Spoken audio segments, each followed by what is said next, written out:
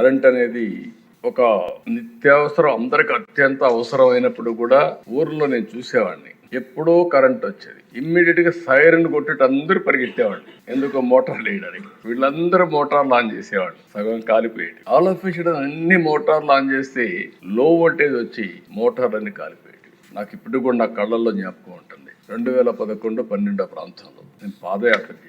నడుచుకుంటూ పోతుంటే రాత్రి 12 గంటలు 1 గంటకు ఆ ప్రాంతంలో నిజామాబాద్ లో ఒక ఊర్లోకి వెళ్ళాను. దారిలో పోతా ఉంటే రోడ్డు మీద కూర్చొని చలిమంట వేసుకుంటున్నారు. జనవరి ఫిబ్రవరికి అంతా మీకు ఐడియా ఉంటుంది. అక్కడ పోయినప్పుడు నేను కాసేపు మాట్లాడదామని చెప్పి మాట్లాడిన సమస్యని, సార్ చాలా బాధ ఉంది మాకు, ఎప్పుడు కరెంట్ వస్తుందో తెలియదు, అందుకని రాత్రి జాగారం చేస్తున్నాం అని చెప్తూ వాళ్ళు కుర్రాడు, నువ్వేం చేస్తావు ఆయన కుర్రాడు, నేను ఇంజనీరింగ్ చదువుతున్నాను.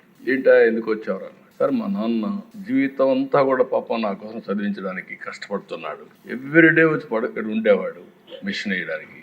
నేను హాలిడేస్లో వచ్చాను, కనీసం మా నాన్నకు ఒక 2 రోజులు రెస్ట్ ఇవ్వాలని నేను ఇక్కడికి వచ్చానని. అప్పుడు నేను అడిగాను, ఏంటి ధైర్యంగా ఉన్నా అంటే, లేదు సార్ భయం వేస్తా ఉంది, పేపర్లో వస్తున్నాయి పాములు గరుస్తున్నాయని, చీకటి ఉంటుంది, పంప్ సెట్ అయిపోయినప్పుడు పాములు గరుస్తున్నాయని, భయంగా పోయేస్తుందని నా కుర్రాడు చెప్పినప్పుడు నేను చాలా బాధపడ్డా. ఇలాంటి సంఘటనలు నా జీవితంలో చాలా చూశానని చెప్పడానికే ఈ విషయాలు చెప్తున్నాను.